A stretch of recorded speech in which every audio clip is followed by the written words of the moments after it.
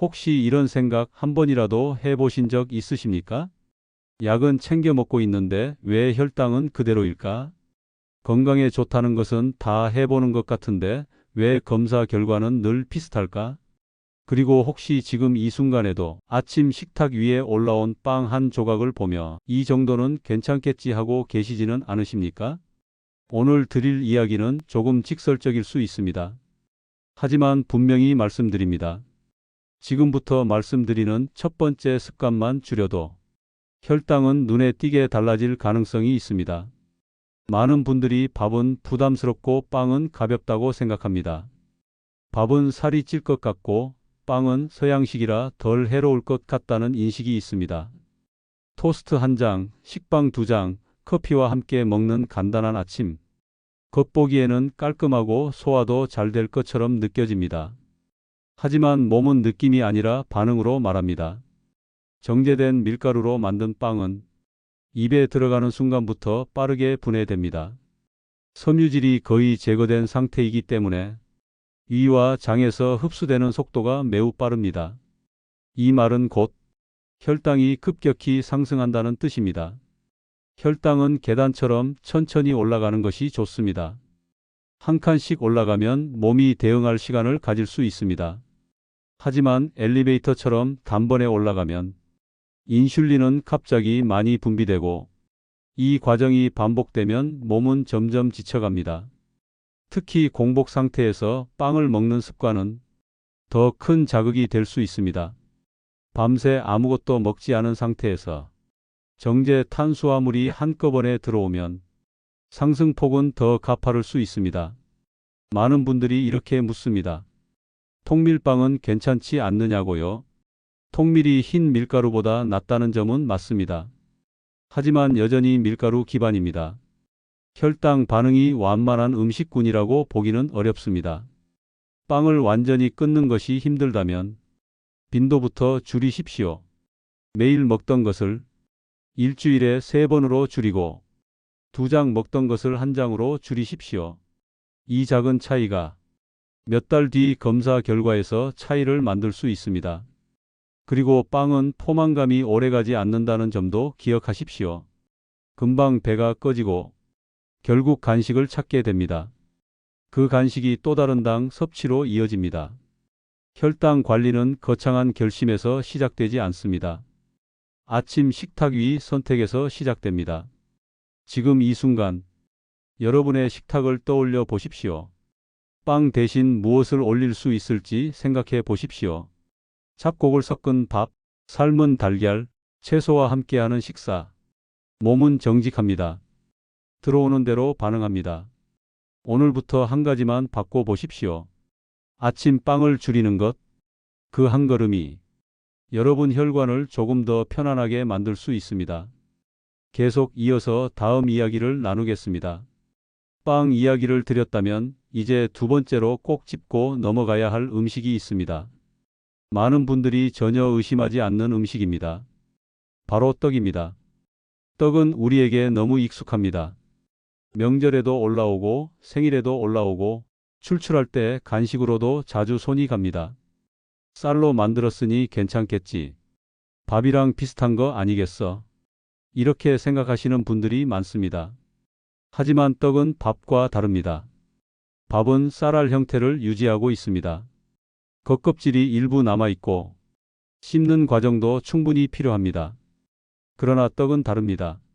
쌀을 곱게 빻아 가루로 만든 뒤 찌고 치고 눌러서 만듭니다. 이미 잘게 부서진 상태이기 때문에 몸에서는 훨씬 빠르게 흡수됩니다. 특히 찹쌀로 만든 떡은 일반 쌀보다 소화가 더 빠릅니다. 입에서는 쫀득하지만 혈당은 순식간에 올라갑니다. 여기에 단팥, 설탕, 꿀, 조청까지 더해지면 혈당 상승은 더 가파르게 나타날 수 있습니다. 많은 분들이 명절 다음 날 유난히 몸이 무겁고 갈증이 심했다고 말씀하십니다. 이런 반응이 괜히 생기는 것이 아닙니다. 떡은 가끔 소량으로 충분합니다. 일상 간식으로는 적합하지 않습니다. 만약 떡을 완전히 끊기 어렵다면 크기를 절반으로 줄이고 식사 직후에 소량만 드십시오. 공복 간식은 특히 피하는 것이 좋습니다. 그리고 이제 세 번째로 넘어가겠습니다. 면입니다. 국수 한 그릇은 가볍게 느껴집니다. 칼국수, 냉면, 잔치국수, 우동, 파스타. 국물이 있으니 덜 부담스러워 보입니다. 하지만 실제 탄수화물 양은 상당합니다. 면은 대부분 정제된 밀가루로 만들어집니다. 정제되었다는 것은 섬유질이 거의 없다는 뜻입니다. 소화는 빠르고 혈당은 급격히 오릅니다. 또 한 가지 특징이 있습니다. 면은 씹는 시간이 짧습니다. 부드럽게 넘어갑니다. 그만큼 혈당 상승 속도도 빠릅니다. 특히 라면은 더 조심해야 합니다. 면뿐 아니라 나트륨 함량도 높습니다. 혈압과 혈관 건강을 동시에 자극할 수 있습니다. 면을 드시고 싶다면 양을 절반으로 줄이십시오. 그리고 반드시 채소를 넉넉히 곁들이십시오. 단백질도 함께 드십시오. 그리고 식후에는 자리에서 바로 일어나십시오. 15분에서 30분 정도 천천히 걷는 것만으로도 혈당 반응은 확연히 달라질 수 있습니다.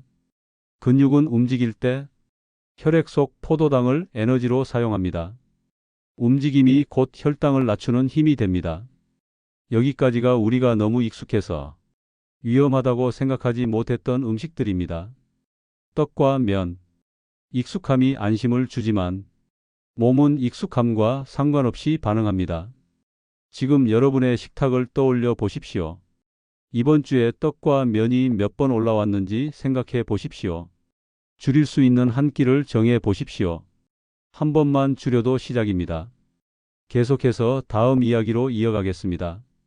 이제 많은 분들이 가장 놀라는 부분으로 넘어가 보겠습니다. 앞에서 빵과 떡, 면 이야기를 드렸습니다. 그런데 많은 분들이 이렇게 말씀하십니다. 그래도 나는 밥은 먹어야지. 한국 사람인데 밥을 안 먹을 수는 없지 않겠느냐고요? 맞습니다. 밥을 끊으라는 이야기가 아닙니다. 다만 한 가지를 바꾸자는 이야기입니다. 바로 흰쌀밥입니다. 흰쌀은 쌀의 겉껍질과 배아가 제거된 상태입니다. 겉껍질에는 식이섬유가 들어있고 배아에는 다양한 영양 성분이 들어 있습니다. 그 부분이 제거되면 남는 것은 대부분 빠르게 흡수되는 전분입니다. 전분이 나쁘다는 뜻이 아닙니다. 문제는 속도입니다. 소화가 빠르면 혈당도 빠르게 오릅니다. 흰쌀밥은 부드럽고 씹기 편하고 소화도 잘 되는 느낌을 줍니다. 하지만 그 부드러움이 혈당에는 부담이 될 수 있습니다. 식이섬유는 속도를 늦추는 역할을 합니다. 마치 도로에 과속 방지턱을 두는 것과 같습니다. 현미나 잡곡은 그 방지턱 역할을 합니다. 같은 양을 먹어도 상승 곡선이 완만해질 수 있습니다. 많은 분들이 현미는 거칠고 소화가 안 되는 것 같다고 말씀하십니다. 처음부터 100% 현미로 바꾸지 않아도 됩니다. 흰쌀과 현미를 반반 섞는 것부터 시작하십시오. 물은 조금 더 넉넉히 넣으십시오. 입은 생각보다 빨리 적응합니다. 3주, 4주만 지나도 거칠다는 느낌이 줄어듭니다. 그리고 중요한 점이 하나 더 있습니다. 잡곡밥은 포만감이 오래갑니다. 금방 배가 꺼지지 않습니다. 결과적으로 간식을 덜 찾게 됩니다. 체중이 아주 조금만 줄어도 혈당은 민감하게 반응합니다.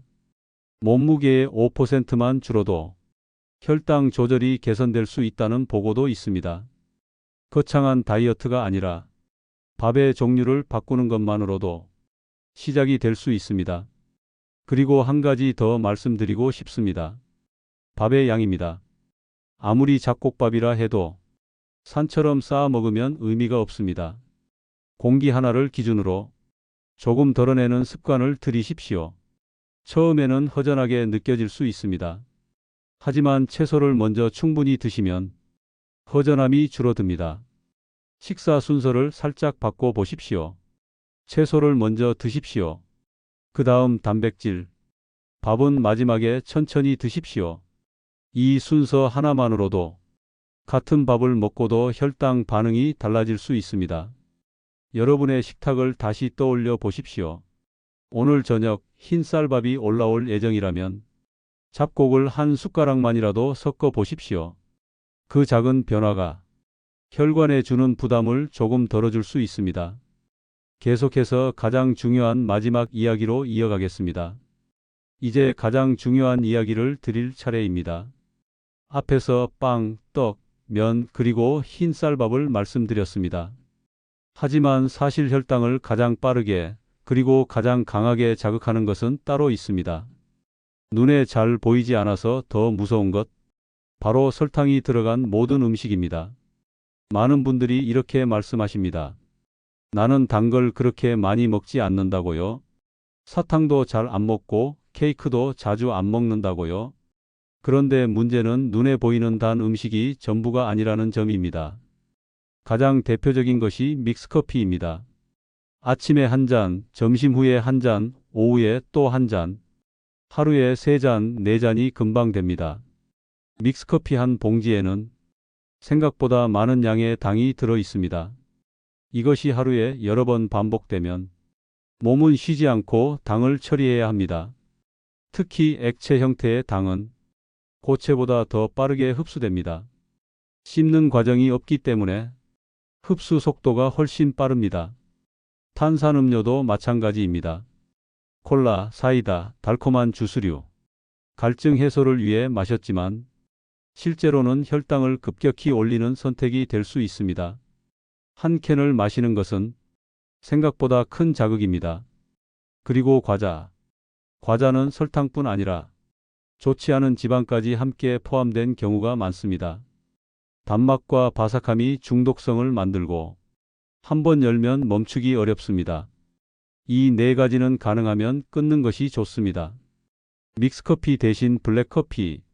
처음에는 쓰게 느껴질 수 있습니다. 하지만 며칠만 지나도 입이 적응합니다. 탄산음료 대신 물, 보리차, 녹차도 좋습니다. 과자가 생각날 때는 삶은 달걀이나 견과류를 소량으로 드십시오. 그리고 여기서 많은 분들이 헷갈리는 부분이 있습니다. 과일입니다. 과일은 건강에 좋은 음식입니다. 비타민과 항산화 성분이 풍부합니다. 하지만 동시에 과당도 들어 있습니다. 과일을 무조건 피하라는 말이 아닙니다. 양과 타이밍이 중요합니다. 하루 주먹 1개의 분량이면 충분합니다. 한 번에 몰아서 먹지 마십시오. 그리고 가능하면 식사 직후에 드십시오. 공복에 과일만 드시는 습관은 혈당을 빠르게 올릴 수 있습니다. 특히 달콤한 과일은 더 신중하게 접근해야 합니다. 여기까지가 가장 중요한 5번째 이야기입니다. 설탕은 조용히 숨어 있습니다. 커피 속에, 음료 속에, 소스 속에, 간식 속에, 겉으로는 작은 양처럼 보이지만 하루가 모이고 일주일이 모이면 상당한 차이가 됩니다. 이제 식탁을 다시 떠올려 보십시오. 오늘 하루 동안 마신 음료와 간식을 하나씩 떠올려 보십시오. 그중 하나만 줄여도 이미 시작입니다. 몸은 단순합니다. 들어오는 당이 줄어들면 반응도 달라집니다. 이제 마지막 정리와 함께 가장 중요한 실천 이야기를 이어가겠습니다. 이제 마지막으로 꼭 드리고 싶은 이야기가 있습니다. 앞에서 빵, 떡, 면, 흰쌀밥, 그리고 설탕이 들어간 음식까지 말씀드렸습니다. 어쩌면 마음이 조금 무거워지셨을지도 모르겠습니다. 이렇게 많은 걸 줄여야 하나? 이제 먹을 게 없지 않나? 하지만 제가 드리고 싶은 메시지는 제한이 아니라 가능성입니다.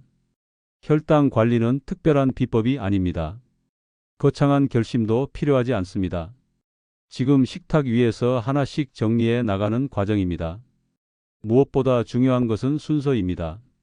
많은 분들이 같은 음식을 먹고도 혈당 수치가 다르게 나오는 이유를 궁금해 하십니다. 그 차이를 만드는 요소 중 하나가 식사 순서입니다. 채소를 먼저 드십시오. 천천히 충분히 씹어서 드십시오. 채소에 들어있는 식이섬유가 위 안에서 먼저 자리를 잡습니다. 그 다음 단백질을 드십시오. 생선, 두부, 살코기, 달걀 같은 음식입니다. 마지막으로 밥이나 탄수화물을 드십시오. 이 순서만 바꿔도 같은 식단에서 혈당 상승폭이 달라질 수 있습니다. 이것은 어려운 방법이 아닙니다. 음식을 바꾸는 것이 아니라 순서를 바꾸는 것입니다. 그리고 식사 후에는 바로 앉지 마십시오. 15분만 걸어 보십시오. 집안을 천천히 걸어도 좋고 아파트 복도를 오가도 좋습니다. 근육은 움직일 때 혈액 속 포도당을 에너지로 사용합니다. 움직임은 가장 자연스러운 혈당 조절 방법입니다. 또 한 가지 중요한 것은 모든 것을 한 번에 바꾸지 않는 것입니다. 처음부터 완벽하게 하려고 하면 며칠 못 가 지치게 됩니다. 이번 주에는 빵 줄이기, 다음 주에는 잡곡 섞기, 그 다음 주에는 믹스커피 끊기. 이렇게 하나씩 바꾸십시오. 작은 성공이 쌓이면 자신감이 생깁니다. 그리고 기록을 해 보십시오. 아침 공복 수치, 식후 2시간 수치를 적어 보십시오. 내가 무엇을 먹었을 때 어떻게 반응하는지 직접 확인해 보는 것만큼 강력한 동기부여는 없습니다. 또 한 가지 잊지 말아야 할 것은 가족의 역할입니다. 혼자서 식습관을 바꾸는 것은 쉽지 않습니다. 같이 밥을 먹는 가족이 함께 노력해주면 성공 확률은 훨씬 높아집니다. 같이 채소를 먼저 먹고, 같이 산책을 나가고, 같이 잡곡밥을 먹는 것, 이 작은 동행이 큰 차이를 만듭니다. 그리고 정기적인 확인도 필요합니다. 3개월에 한 번은 자신의 평균 혈당 상태를 점검하십시오. 매일 재는 수치도 중요하지만 장기적인 흐름을 보는 것이 더 중요합니다. 몸은 하루 만에 망가지지 않습니다. 하지만 매일의 선택이 쌓이면 방향이 달라집니다. 지금 당장은 작은 변화처럼 보일 수 있습니다. 빵 한 장 줄이는 것, 믹스커피 한 잔 줄이는 것, 밥에 잡곡 한 숟가락 넣는 것. 그러나 그 선택이 10년 뒤에 혈관을 만듭니다. 당뇨는 두려운 병일 수 있습니다. 하지만 관리가 가능한 상태이기도 합니다. 포기하지만 않으면 늦지 않았습니다. 오늘 이 이야기를 들으셨다면 딱 한 가지만 정해 보십시오. 나는 오늘부터 무엇을 줄일 것인가? 댓글에 이렇게 적어 보셔도 좋겠습니다. 나는 오늘부터 빵을 줄이겠습니다. 나는 오늘부터 믹스커피를 끊겠습니다. 나는 오늘부터 식사 후 걷기를 시작하겠습니다. 말로 선언하는 순간 행동으로 이어질 가능성이 높아집니다. 여러분의 혈당은 여러분의 선택에 반응합니다. 지금 이 순간이 가장 빠른 시작입니다.